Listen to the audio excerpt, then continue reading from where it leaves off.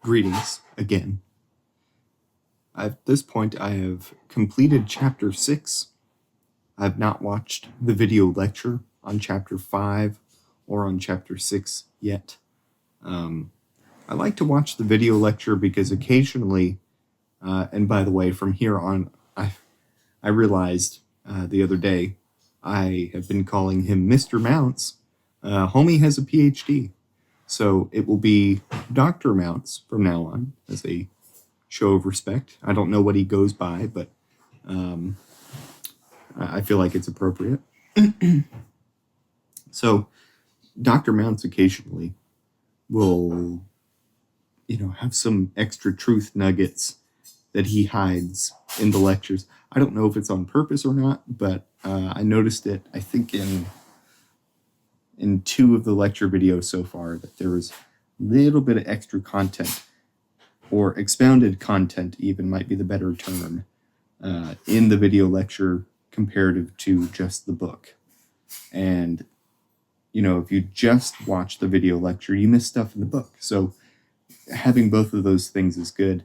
The video lectures only go through Chapter 6, though, and he gives 2 options of $189 for a flash drive of all the lessons that you keep forever, or $89 for 365 days of study online.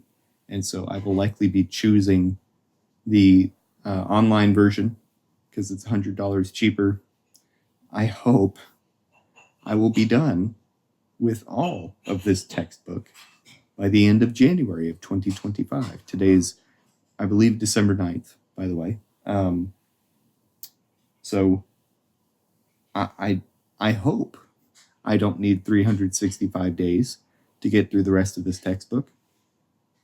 But I did just a little bit of review, at least in the book, of Chapter 5 today, and then I got started and went through all of Chapter 6. I have not gone through, at least in a little more detail, the vocab. I went through all of it once.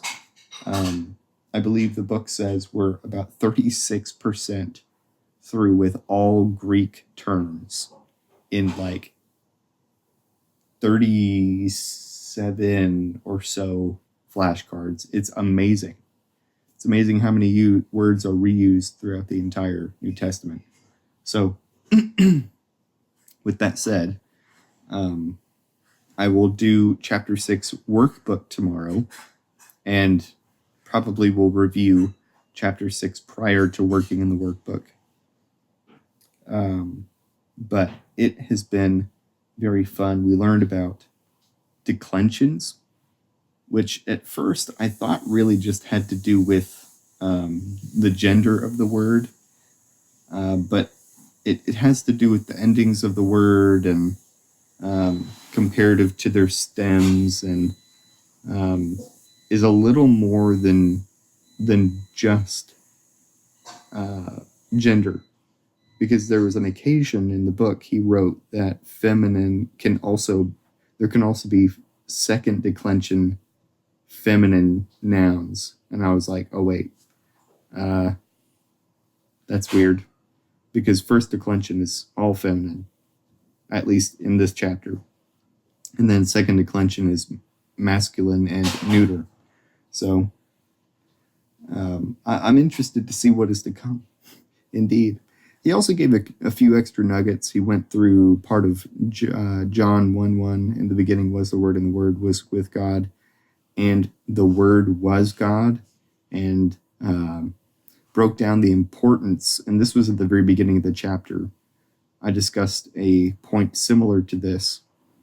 I believe it was exegetical insight, maybe, where I disagreed with him, but this time he broke down how that particular section of the end of verse 1, the Word was God, how the definite article was in front of word, or was for word.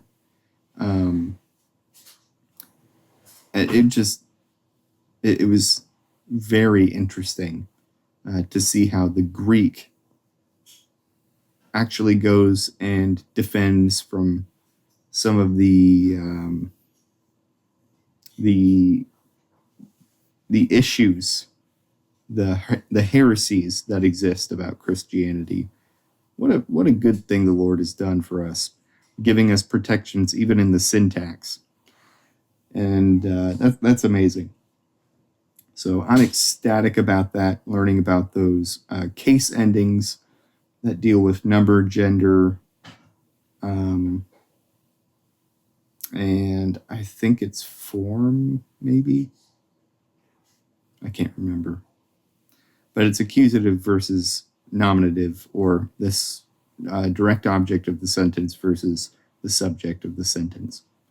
And I do want to clarify really quickly.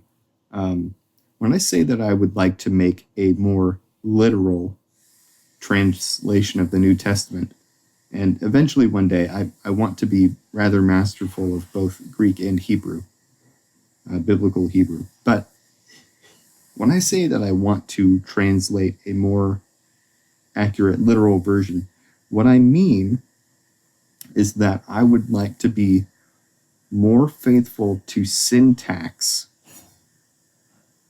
than any translation there is currently. It is important to me to have every word be appropriately, communicated. But the NASB and the ESV, particularly, have already done a very good job of communicating literally words. The way that those words are structured is the thing I'd like to fix. Not being so willing to change a participle verb into an adverb. Not being so willing to make a participle not a participle. Make an adverb a verb. Like, it just, those sorts of things, those things happen a lot. And so when I say literal, what I mean is I want it to be a faithful syntactical representation of what the Greek is telling us. Not necessarily that I'm going to get down into the nitty-gritty of origin and definition, and that will be a part of it, absolutely. But the main intent, the main focus is to make the syntax right, so that when you read the sentence, whatever verse it is exactly what the Greek was trying to say. I'm not 100% sure how I'm going to address it, but there's a particular tense in the Greek. It's called perfect. Imperfect carries some of this idea, and I'm not an expert yet. This is just going on some Google definitions, right? But there's a tense called perfect tense, and it's an action that took place in the past with continuing results. I would go out of my way to make that translated into the English. If it was some kind of verb and it was having been or had been or something like that, but it was perfect tense, I would probably go to the length to translate it having been with results today, like adding those words so that I'm carrying the idea of what the verb is trying to communicate into English, because we just don't have tenses like that. And unless somebody explains that to you, you have no idea what's going on.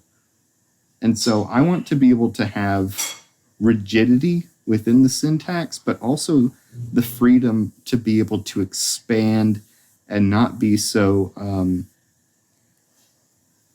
there is no word for blank, when I'm really trying to express an idea that's in the syntax and is assumed, kind of like an understood you in a sentence, understood ideas in particular aspects of Greek grammar.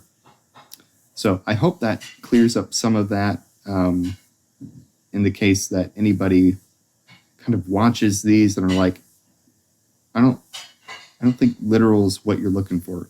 You're right. Literal is not what I'm looking for in terms of word for word.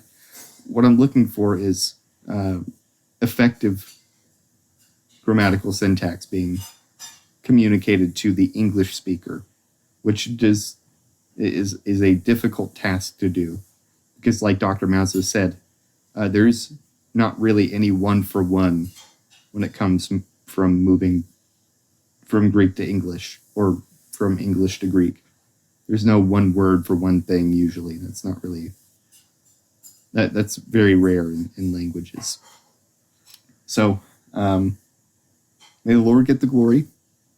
I'm ecstatic to get started on chapter 6 workbook stuff, reviewing chapter 6 a little bit more, and really nailing down declensions, case endings, especially for the articles. I can see how understanding those is going to be really helpful for me grasping case endings for nouns. May the Lord be praised. May I be useful to him.